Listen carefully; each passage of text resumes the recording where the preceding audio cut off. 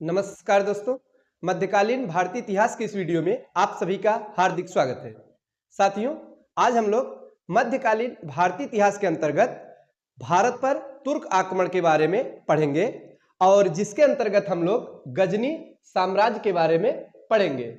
पिछले वीडियो में हमने भारत पर अरब आक्रमण के बारे में पढ़ा और मोहम्मद बिन कासिम से संबंधित जितनी भी जानकारी थी सबके बारे में हमने चर्चा किया था। तो चलिए आज हम लोग उसी के आगे बढ़ते हुए अगला जो आक्रमण होता है यानी कि भारत पर अब तुर्क का भी आक्रमण होता है और जिसमें हम लोग गजनी साम्राज्य के बारे में विस्तार से पढ़ेंगे। तो साथियों, गजनी साम्राज्य इसे यामनी वंश के नाम से भी जाना जाता है।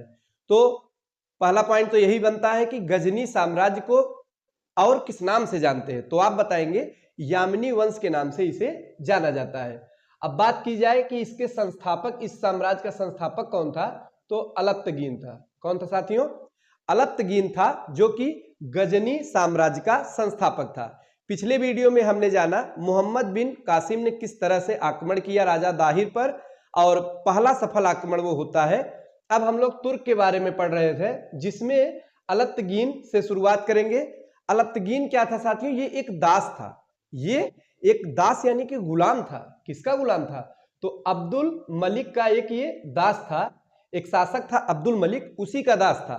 और ये अलग से इसने क्या किया कि एक नए वंश की स्थापना कर ली जो कि गजनी वंश के नाम से जाना जाता है और ये अफगानिस्तान के क्षेत्र में पड़ता है वर्तमान समय में। साथियों, इसकी राजधानी क्या है? तो गजनी।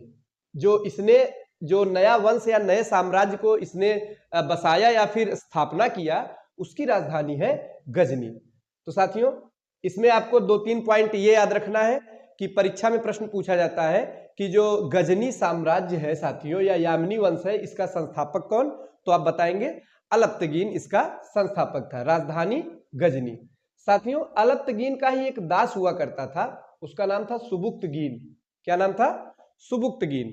तो आपको ध्यान देना है, पहले अलप्तगीन आया यानी कि जिसने स्थापना की, फिर आता है उसका एक दास था जो उसका नाम है सुबुक्तगीन। साथियों, पहले ये दास था, बाद में ये इसका दामाद भी बन जाता है। किसका दामाद?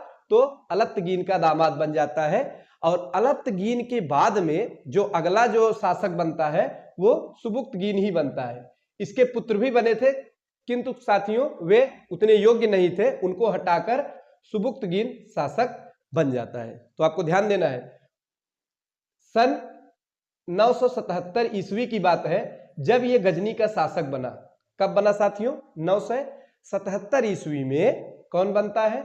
सुबुक्तगीन गजनी का शासक बनता है। आपको यहाँ पे डेट याद रखने की आवश्यकता नहीं है, ये परीक्षा में यहाँ से इसका डेट नहीं पूछा गया है अभी तक। आपको बस ये ध्यान देना है कि अलप्तगीन के बाद में उसका दामाद कौन था जो कि शासक बनता है, तो वो था सुबुक्तगीन। और सुबुक्तगीन के ही नेतृत्व में भारत पर पहला तुर्क आक्रमण होता है। ये महत्वपूर्ण है साथियों। जैसे पिछले वीडियो में हमने पढ़ाया था, हमने चर्चा किया था कि भारत पर पहला मुस्लिम आक्रमणकारी, सफल आक्रमणकारी कौन था, तो आपने पढ़ा था कि मोहम्मद बिन कासिम था साथियों, जो कि 712 ईस्वी में आक्रमण किया। अब यहां पे एक प्रश्न बन रहा है कि भारत पर पहला तुर्क आक्रमण किसने किया, तो आप बताएंगे सुबुक्तगीन ने किया था। किस पे किया था? तो पंजाब के एक शासक थे, उनका नाम था जयपाल। क्या नाम था साथियों? पंजाब के शासक थे जयपाल। जयपाल पर ही आक्रमण किया गया था सुबुक्तगीन के द्वारा। तो साथियों, सुबुक्तगीन जो कि अलप्तगीन का क्या था? दास और दामाद भी था। ये जो है भारत पर पहला जो है इसी के नेतृत्व में तुर्क आक्रमण होता है और पंजाब के शासक जयपाल पर इसने आक्रमण किया था। साथियों, ये दोनों नाम प्रायः याद करने में कंफ्यूजन होता है, अलप्तगीन सुबुक्तगीन। तो मतलब इसमें क्रम में जो है अगर आप पढ़ेंगे बार बार तो क्रम आगे पीछे हो जाता है, तो इसको आप ऐसे याद रखिएगा वर्णमाला के अनुसार।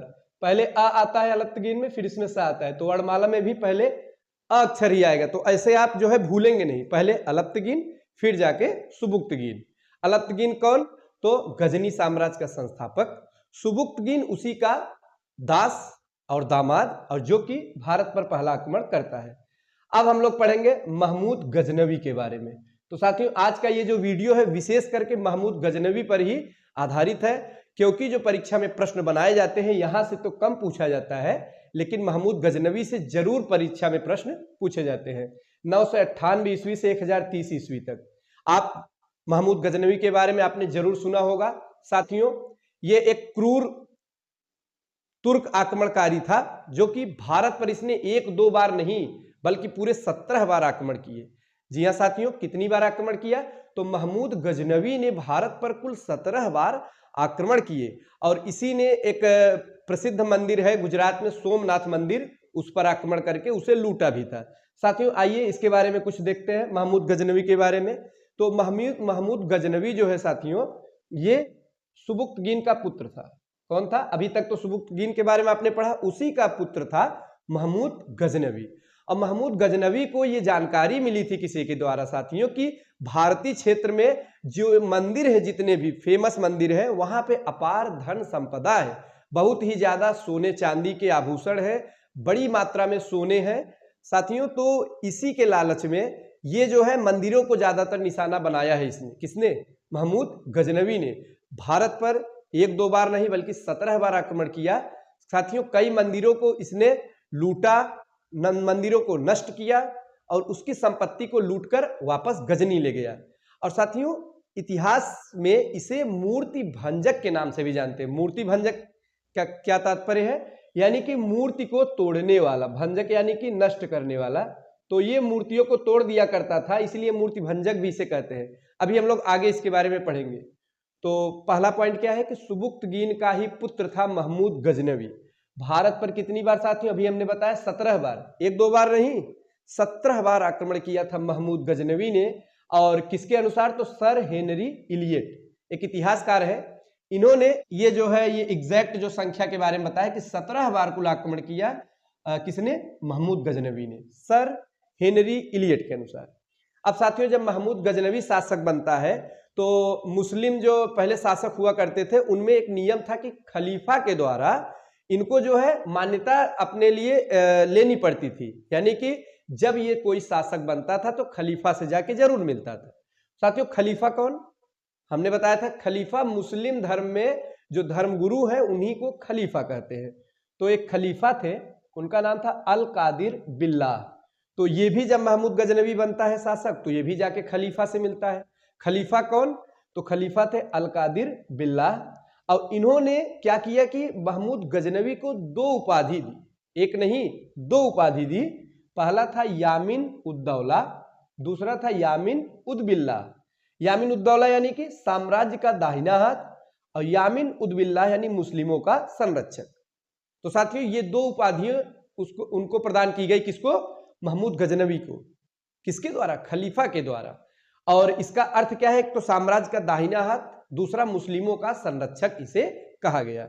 इसके साथ ही साथ महमूद गजनवी ही पहला शासक था साथियों जिसने कि सुल्तान की उपाधि धारण की। ये आपको याद रखना, ये महत्वपूर्ण है। आगे अभी आप कई शासकों के बारे में पढ़ेंगे तो कई शासकों ने सुल्तान की उपाधि धारण की, लेकिन पहली बार जो सुल्तान की उपाधि धारण करने वाला जो पहला शासक कौन था? तो महमूद गजनवी ही था साथियों। ये आपको ध्यान देना है, महमूद गजनवी ही पहला शासक था जिसने सुल्तान की उपाधि धारण की। अब देखिए इसने जो है भारत पर आक्रमण किया तो इसके आक्रमण का उद्देश्य क्या था? तो धन लूटना था, साम्राज्य विस्तार करना नहीं था। पिछली वीडियो में हमने पढ़ा था जब मोहम्मद बिन कासिम आक्रमण करता है उसका उद्देश्य क्या था? पहली बात तो धन लूटना था, साम्राज्य विस्तार भी करना था। लेकिन महमूद गजनवी का उद्देश्य साम्राज्य विस्तार नहीं था, फिर क्या था? सिर्फ धन लूटने के उद्देश्य से आक्रमण किया था। किंतु बाद में इसका भी विचार बदलता है, फिर साम्राज्य विस्तार के बारे में हम पढ़ेंगे। लेकिन इसका जो प्रारंभिक उद्देश्य था वो साम्राज्य विस्तार नहीं था, सिर्फ धन को लूटना था। इसीलिए यह तमाम मंदिरों पर आक्रमण करता है कई जगह और अपार धन संपदा को लूटकर ले जाता है।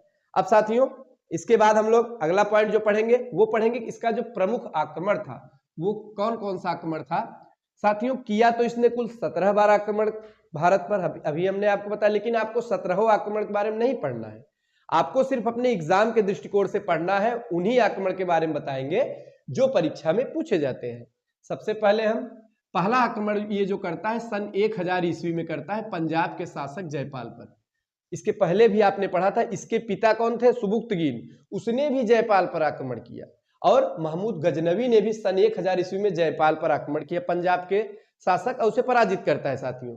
और फिर उसके बाद पूरी तरह से युद्ध निर्णायक न था तो वो वापस लौट जाता है, कौन, महमूद गजनवी। फिर 1 साल बाद यानी कि 1001 ईस्वी में आप देख सकते हैं एक ही साल का यहाँ पे अंतर है, पहले 1000 में आया, फिर 1001 ईस्वी में यानी अगले ही साल फिर से जयपाल पर आक्रमण किया। और क्या हुआ, इस बार जयपाल को बुरी तरह से पराजित किया। और साथियों इसका परिणाम क्या हुआ कि जयपाल ने आत्महत्या कर ली। ये परीक्षा में पूछा जाता है, क्यों आत्महत्या कर ली। जयपाल को बड़ी ग्लानि हुई, 1-2 बार नहीं, ये इसके पिता से भी हारा, 2 बार इससे भी पराजित हुआ, तो इसे बड़ी आत्मग्लानि हुई और डिप्रेशन कह सकते हैं, डिप्रेशन में आकर जयपाल ने आत्महत्या कर ली यानी सुसाइड कर लिया। ये परीक्षा में पूछा जाता है कि किसने जो है महमूद गजनवी से पराजित होने के बाद कौन सा शासक जो आत्महत्या कर लेता है, वो था जयपाल। अब आगे है 1008-9 ईस्वी में ये आक्रमण करता है आनंदपाल पर। जयपाल के बाद जो शासक होता है आनंदपाल पर, और आनंदपाल को भी पराजित करता है। नेक्स्ट है साथियों 1018-19 में मथुरा और कन्नौज पर यह आक्रमण करता है। कब, सन 1018-19 में मथुरा के मंदिरों पर भी आक्रमण किया था और कन्नौज पर भी आक्रमण किया। 1019-20 की बात की जाए तो चंदेल राजा थे विद्याधर, तो इन पर यह आक्रमण करता है। ये महत्वपूर्ण है साथियों, ये आपके एग्जाम के लिए महत्वपूर्ण है। अभी हम आपको बताते हैं क्यों महत्वपूर्ण है, क्योंकि विद्याधर ही वे शासक थे जिनसे महमूद गजनवी जीत नहीं सका साथियों। ये महमूद गजनवी सफल नहीं हुआ, तो एकमात्र ये ऐसे शासक हुए थे जो भारत पर उसने 17 बार आक्रमण किया। तो महमूद गजनवी को जो है साथियों कड़ी टक्कर देते हैं विद्याधर, चंदेल शासक विद्याधर, और ये पराजित नहीं हुए महमूद गजनवी से। ये आपको ध्यान देना है, कौन नहीं पराजित हुआ, विद्याधर नहीं पराजित हुए महमूद गजनवी से। अब सबसे इंपॉर्टेंट जो आपको याद करना है 1025 ईस्वी, ये बहुत ही ज्यादा महत्वपूर्ण है साथियों। यहां से ही प्रश्न बार बार परीक्षा में पूछे जाते हैं। आपकी जो परीक्षा में प्रश्न बनते हैं वो ज्यादातर यहीं से बनते हैं कि सोमनाथ मंदिर पर आक्रमण कब किया, तो आपको बताना 1025 ईस्वी में। महमूद गजनवी ने सोमनाथ मंदिर पर आक्रमण कब किया, 1025 ईस्वी में। कहां पे है ये, तो गुजरात के सौराष्ट्र क्षेत्र में। कहां साथियों, गुजरात के सौराष्ट्र क्षेत्र में सोमनाथ मंदिर है, भगवान शिव का मंदिर है। साथ ही साथ साथियों ये 12 ज्योतिर्लिंग, 12 ज्योतिर्लिंग में भी सोमनाथ मंदिर का स्थान है।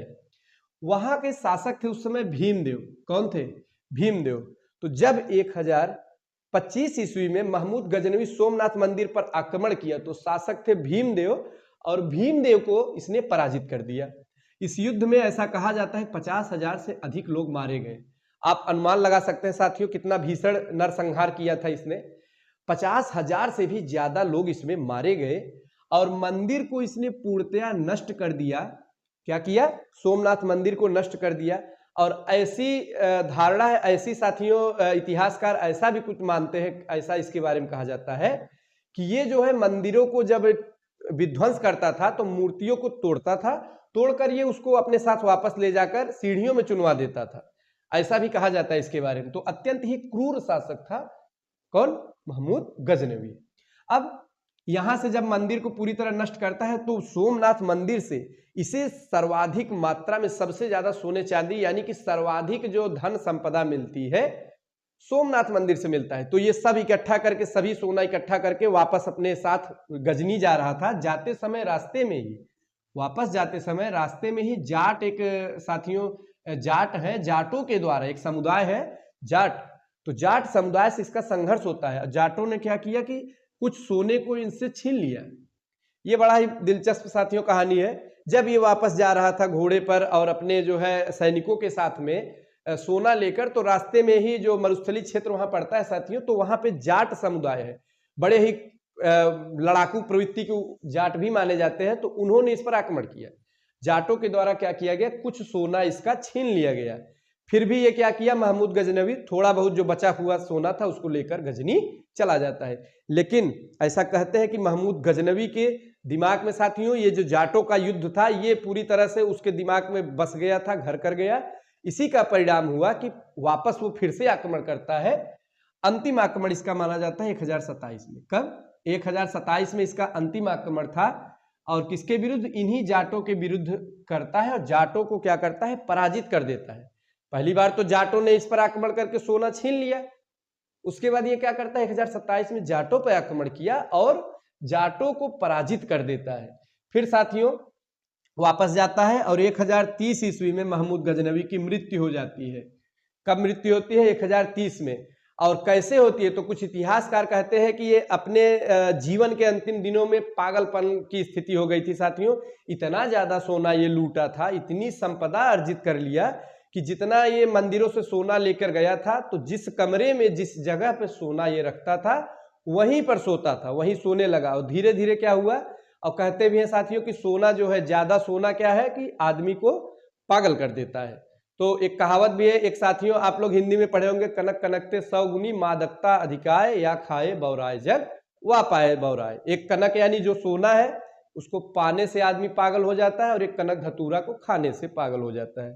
तो इतना ज्यादा सोना इकट्ठा कर लिया कि दिन रात उसी के बारे में सोचता रहता, सोने के साथ ही सोता, और धीरे धीरे पागलपन की स्थिति हुई। 1030 ईस्वी में महमूद गजनवी की मृत्यु हो जाती है। तो साथियों ये थी महमूद गजनवी की जीवन की कहानी और उसकी प्रमुख घटनाएं, प्रमुख युद्ध। अब महमूद गजनवी ने संस्कृत मुद्रा लेख के साथ में चांदी के सिक्के चलवाए थे। ये भी बड़ा महत्वपूर्ण है, परीक्षा में पूछा जाता है। संस्कृत मुद्रा लेख आपको ध्यान देना है, था तो ये साथियों मुस्लिम शासक, लेकिन संस्कृत मुद्रा लेख मानी संस्कृत लिखा हुआ चांदी का सिक्का ये चलवाया था। एक और पॉइंट है, गजनवी को बुतासिकन यानी कि मूर्ति भंजक कहा जाता है।